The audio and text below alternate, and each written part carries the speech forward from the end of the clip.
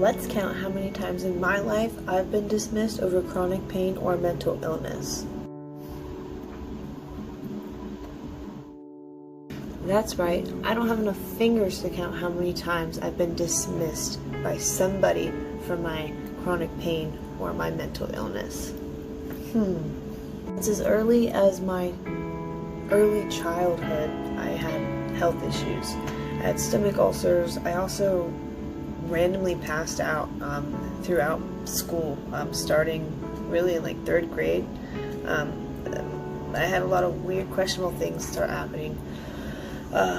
Once I hit early adolescence is when things really started taking off. Once my period and my reproductive system started kind of like awakening, the rest of my body and those hormones kind of like shifted into gear. Right there had kind of began the dismissal of doctors and what I was going through. As a child, it was really like, oh, you're just making it up, we don't believe you. But really, I was in pain when I felt weird sometimes. I didn't like certain things in my stomach. I didn't like it. I was just a weird kid. My weirdness stems all the way up into my adulthood, but like now, it's because it helps me feel better. Certain things just never sat right with me, and there was a reason for it. Right now, I look back and see how clueless doctors were, even starting as a little child. They had no idea why I would pass out, why I got dizzy so often. Middle school, I started just kind of like staying to myself a little bit more because I just was feeling weird. My periods were taking me out. I felt uncomfortable.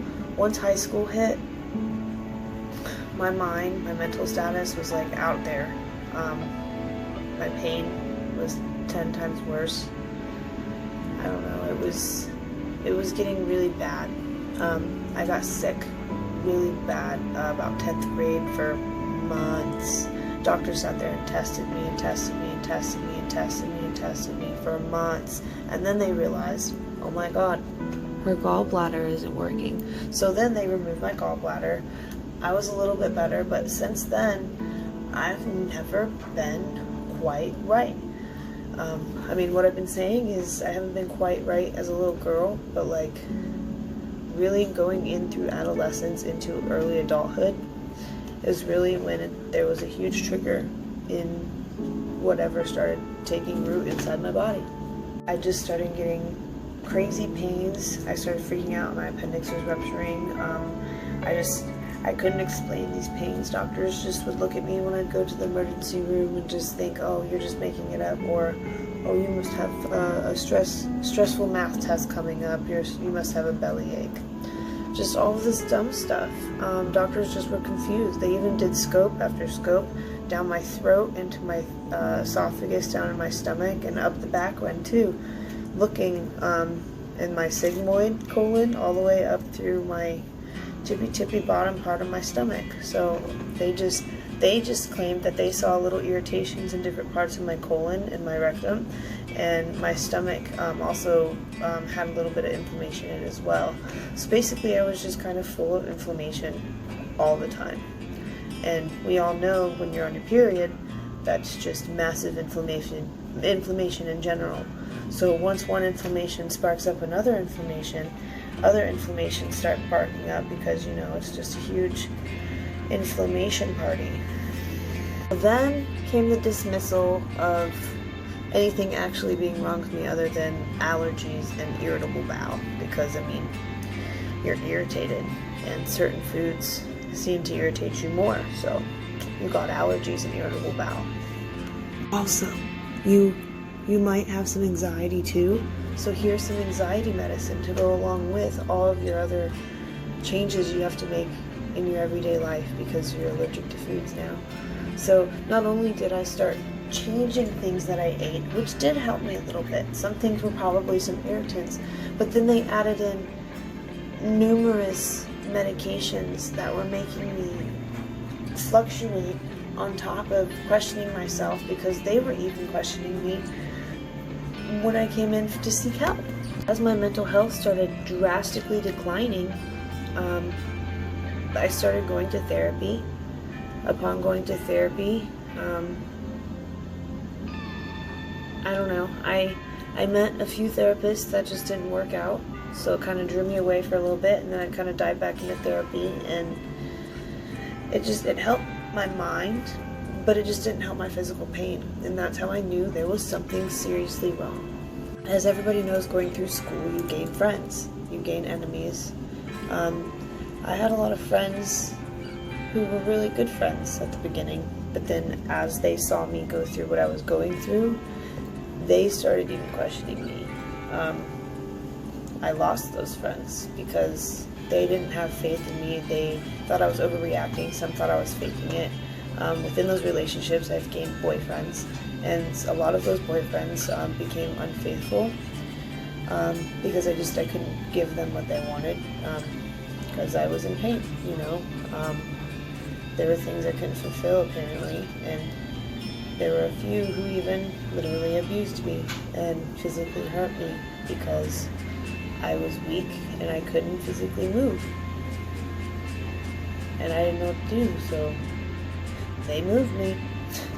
It was tough, you know, but through all of that, I gained good friends too. But I lost a lot of friends, and I lost a lot of faith in humanity through this entire process, just because people really lack some sort of understanding and just common decency with anything. School, high school in general, was honestly just like the worst time period for me.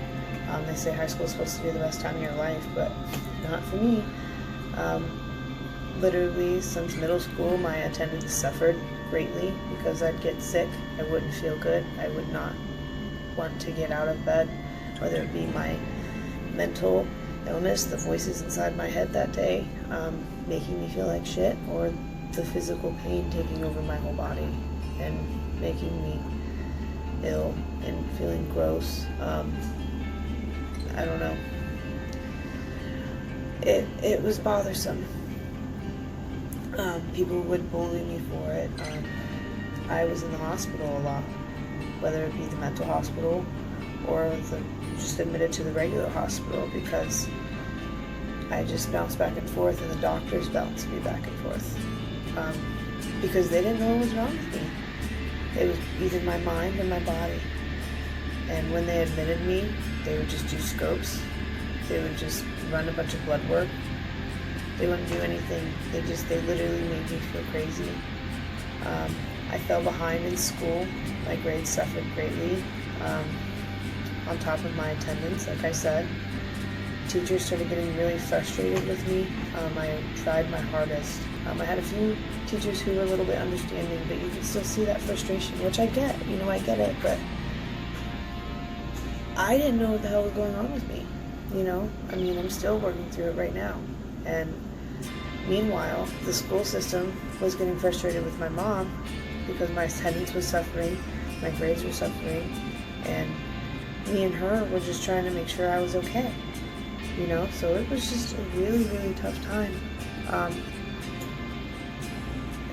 And a lot of dismissal through my life. And it's really crazy to sit here and think about preparing this video for you guys to talk about all of this, because it really has been a lot of times. And I just kind of had to think about some important ones to kind of really prepare this and really get head on to it for you, because it's serious. The dismissal is serious, and it's lightweight bullying, and it causes damage. I mean, it's medical negligence. Growing frustrated with everything, I tried to put myself into school sports and dance. It was offered in high school, but my body just couldn't keep up. I ended up blowing out both my ankles, my right and left ankle. I had to have reconstructive surgery on both ankles, tendons and ligaments. Never broke a bone, but definitely had to have some reconstructive stuff going on down there. My nerves were kind of whacked out. Once I realized that I couldn't really dive into sports how I wanted to, I just really focused on work and finding a job to be able to help out my mom around the house, and to help because my medical shit was a lot, on top of my mom being a single mom, trying to take care of me and my brother. It wasn't easy either. It was not easy, because just like with my school attendance, my work attendance suffered greatly.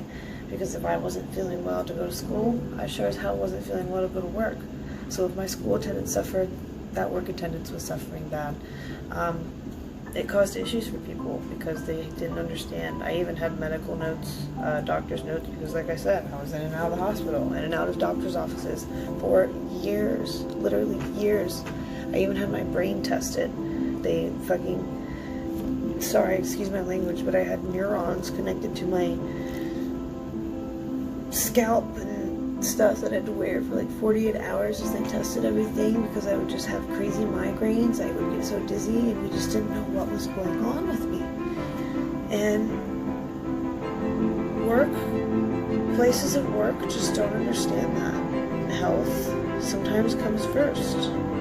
We can't sit there and work for you if we don't feel our best.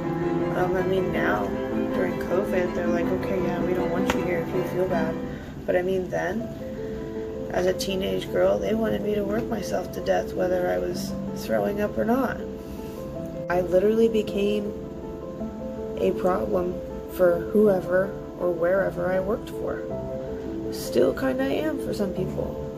It's just becoming really hard just working, because I end up working myself to death because I overwork myself. Because we need the money, you know, and so I work and I work, but my body can't keep up with it sometimes. And I get beat out, and then that's when I start crashing, and then that's when I have my huge major flares, especially as of lately. I've been working through into my adulthood on my triggers and what makes things really bad, and I've actually been better. I have not really been to the hospital for pain issues in a long time, because I've actually found ways to kind of work through them when they hit, rather than relying on staff and raising my debt $20,000 more every visit. I mean, I'm a hard worker. I am. But then when you miss days and you call off a lot, people start not believing you and not understanding, especially when you come to work the next day and you look fine. It's a 50-50 shot right there, especially with chronic pain and illness. Like, you're not always going to look like you did the next day, whether you felt good or you felt bad. Within a 30-minute period, you could look a completely different way. Like, I wake up in the morning and I feel like absolute crap. By the time I get to work and everything, sometimes I actually feel great and I'm okay because of the steps I take to try to make myself feel better. And that's what this is all about, working through all of that dismissal that people give you and finding what makes you feel better. It's sad and frustrating that you have to sit there and explain yourself in these situations, whether it be school and work or with friends and even family. I even worked with family, and they grew nasty and hateful and questionable about even if my shit was real. But I mean, like, I was actively working with my medical team and trying to figure out what was going on with me, and I was apparently making it up. But okay, it's really frustrating for me to know people grew frustrated with me when I didn't even know what was going on with myself anyways.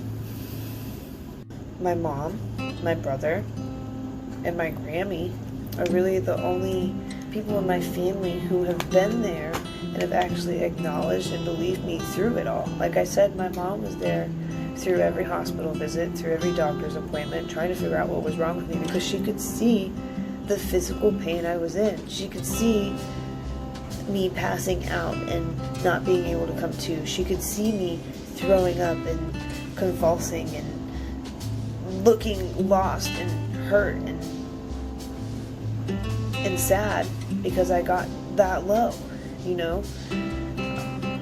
They were just the most consistent in acknowledging me, my life, and what I was going through. As I've come up through adulthood, early adulthood, I've gained some wonderful people in my life. Wonderful people. I've had an amazing, understanding, and helpful husband who understands me more than I could ever ask for, because, I mean, just out the get, he understood, and he was so thoughtful about everything that I was always going through, and it was truly unbelievable that I found somebody finally who was actually acknowledging, oh my gosh, she's actually in some pain. I get it, and I'm not gonna like put you down for it. You know, it took us a little bit, but like it never was to a point like it had gone with some of my other exes, even to the point of abuse, to where I almost had my back broke. And I have a constant reminder of that. I'm thankful that I have somebody now who appreciates me and all of me through the chronic pain and everything. I have some fantastic friends who I know are always there, even if we don't talk for a few days, whether it be weeks or whatever, like, hey, we're there. These are people who experienced things through my life and through my journey that were crazy, and they were there for me, and they're good people, and I'm just very thankful that I ended up reeling in these people through my early adulthood life, because it's good to have a good little support system, because I didn't really have it back then. I could have really used it back then, but it's good to have a little something now.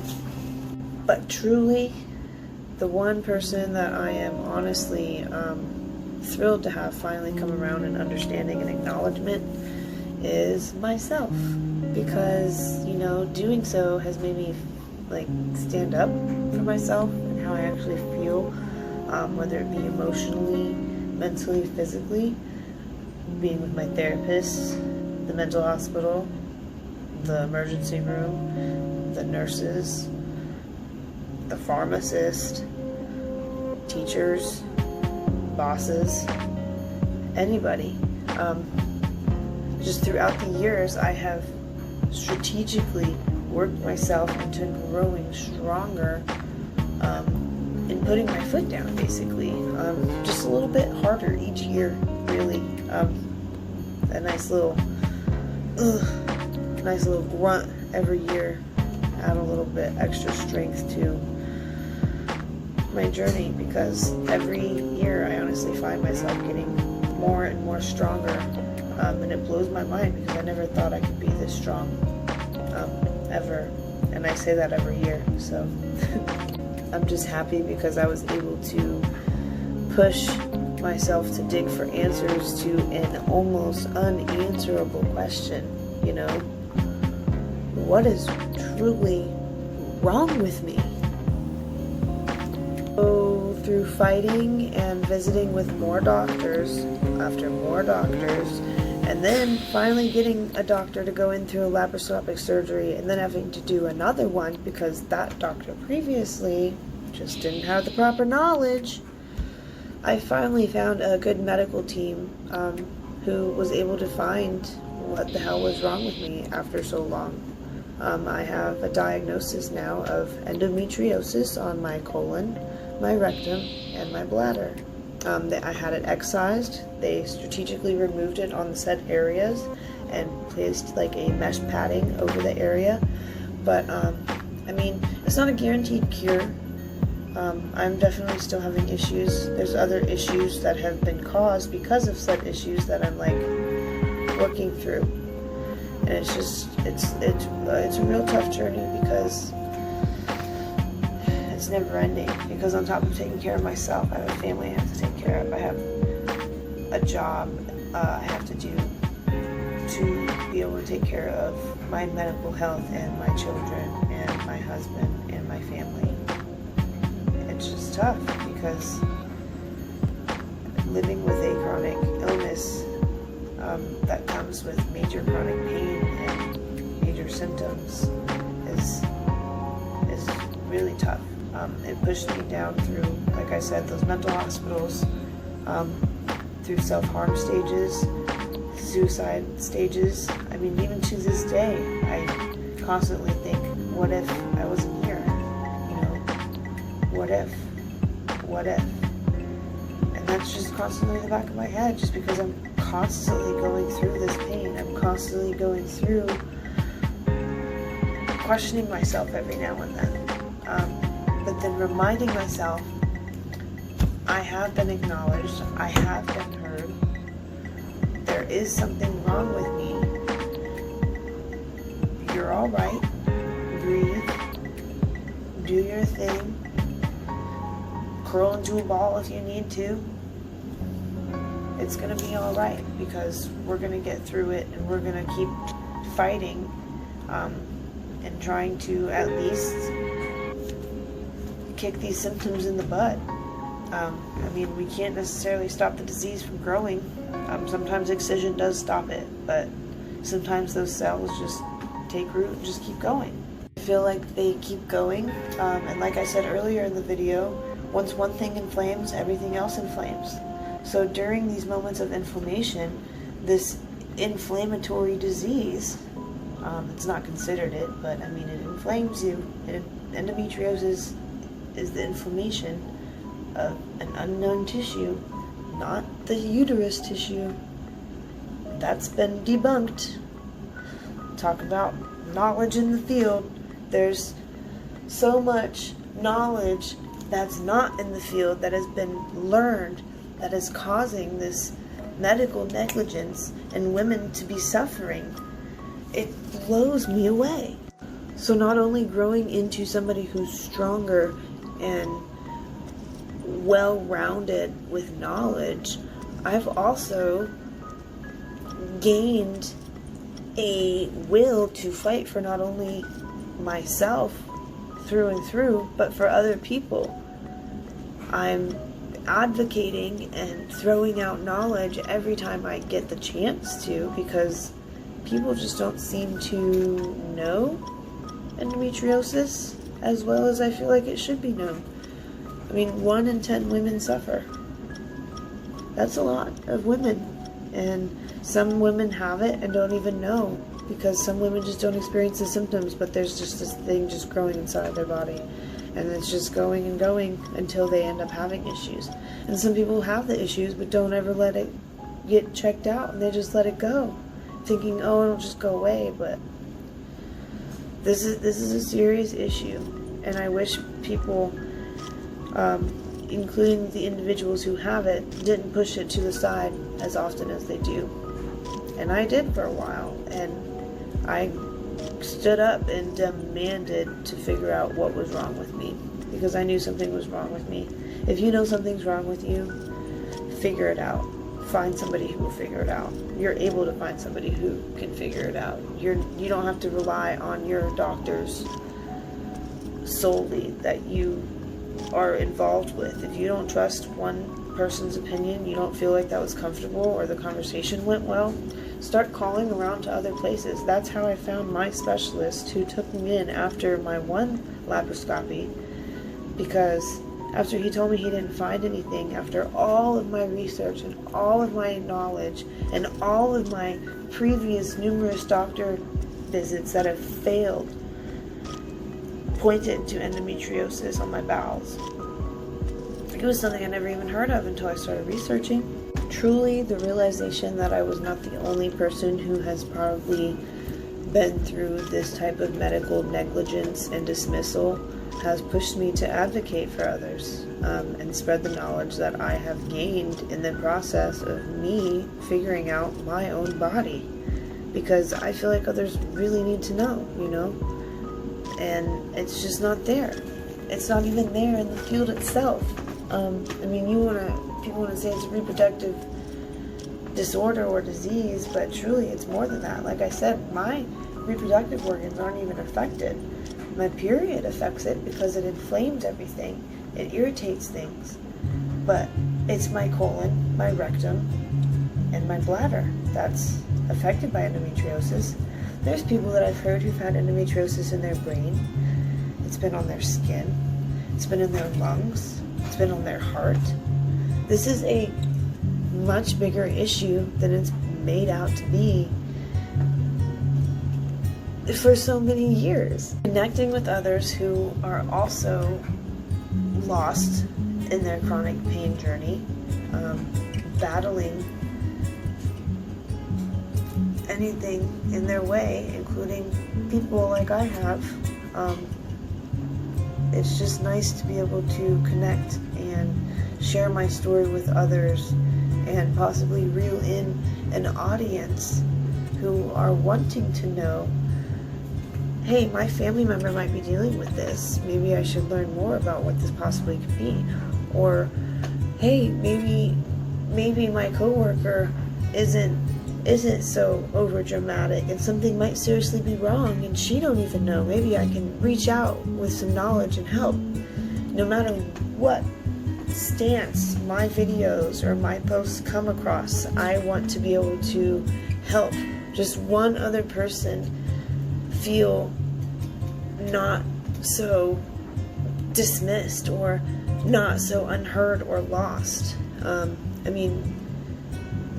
It was truly a life-changing experience when I woke up from surgery and she told me she found out what was wrong with me. I cried. I broke down.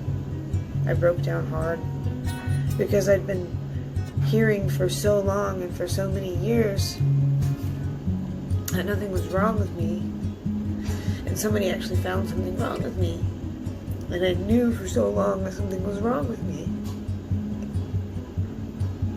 It's different to be acknowledged when you truly know something's wrong. It truly is.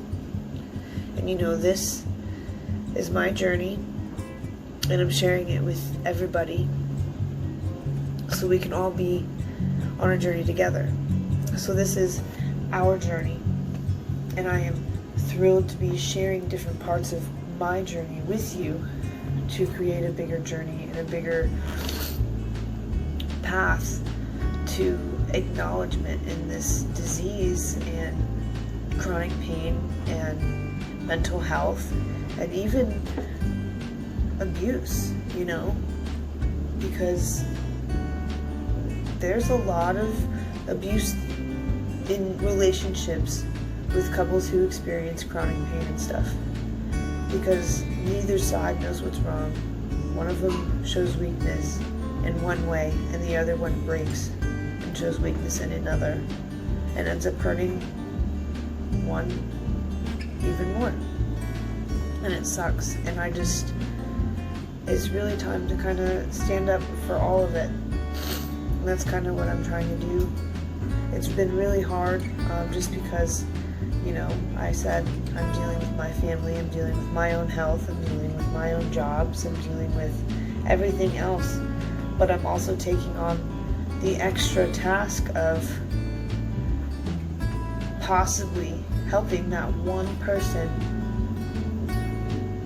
feel less lost, less confused, and have some sort of connection at least with somebody to be heard.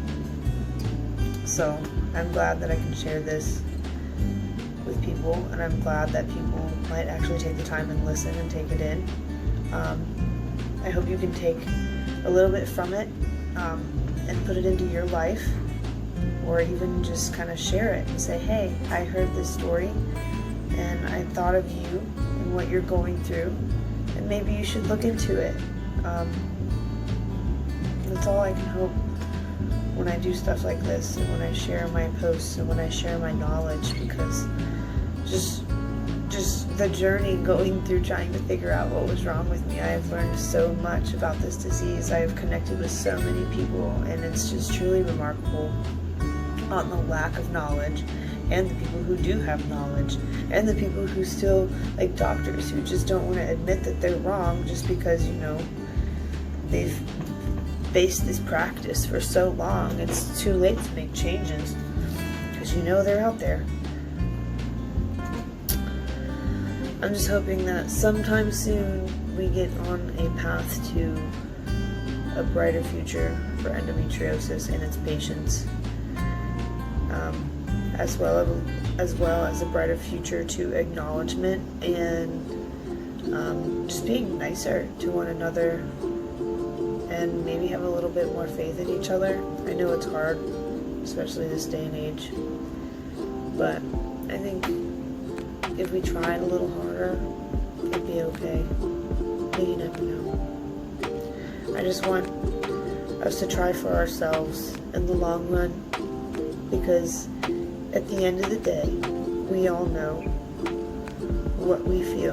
We all know what it's like to be in our bodies, and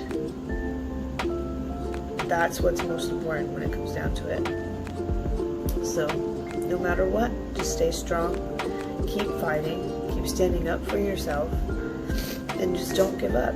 Because if you keep ignoring a pain or something, it can turn into something worse. It's worth getting it looked at. I know it's hard when people don't believe you, doctors don't believe you, but just keep fighting.